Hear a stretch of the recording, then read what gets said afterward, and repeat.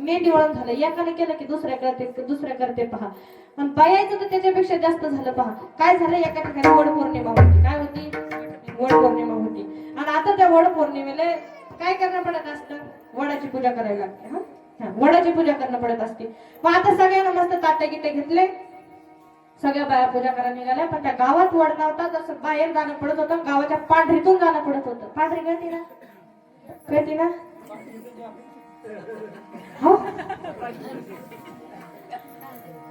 तर पांढरीतून जायचा रस्ता होता पहा. मग आता त्या बायानं आता पूजेचं सामान घेतलं आणि आता पांढरी किती स्वच्छ राहते, किती गुलाबाची फुलं राहते, मस्त मस्त सुगंधित हाय की नाही? हा.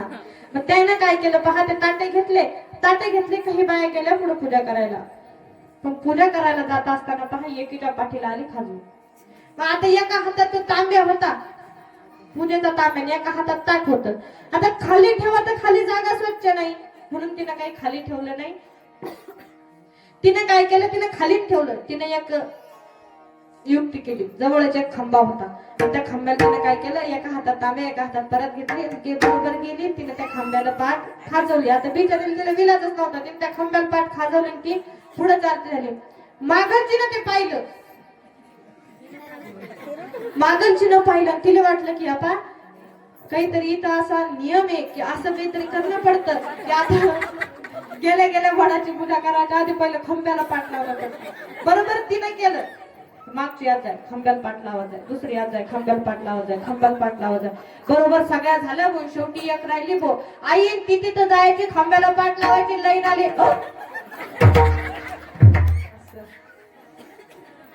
म्हणजे एकीने केलं की सगळे करत असतात. मकर संक्रांतीचा सण होता. मकर संक्रांतीच्या दिवशी एका बाईने काय केलं, पूजापाती केली. बिचारी घरी येत असताना तिचं जे वाणाचं ताट होतं, ते वाणाचं ताट सांडून गेलं. आणि तिथं सांडलं. आणि आता त्या पूजेच्या ताटात आपलं हळदी कुंकू असतं पहा, हळदी कुंकू काही पूजेचं जे साहित्य असतं ते ताटात असतं.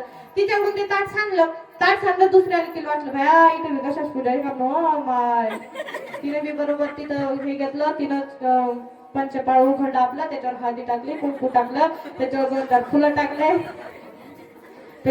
टाकले, थोडस वाणी त्याच्यावर टाकलं. पाहता दुपार लोक सगळ्याला वाटलं की बंद तरी देवाचे गाणं. दुपार लोक त्या कमरा लोक तिथं ढीक त्या वाणाचा ढीक कुठलो कमरा लोक. म्हणून एकीने केलं की एकीने केलं की प्रथा अशी पडली. म्हणून सांगते रामायणाची एक कथा आहे पहा, की वाल्ह्या नावाचा एक कोळी. हा वाल्ह्या कोळी साधारण नव्हता, हा रत्नाकर नावाचा ब्राह्मण होता. कोणता अंगिरा गोत्रामध्ये उत्पन्न झालेला रत्नाकर नावाचा ब्राह्मण होता. म्हणलं आमच्या डोक्याच्या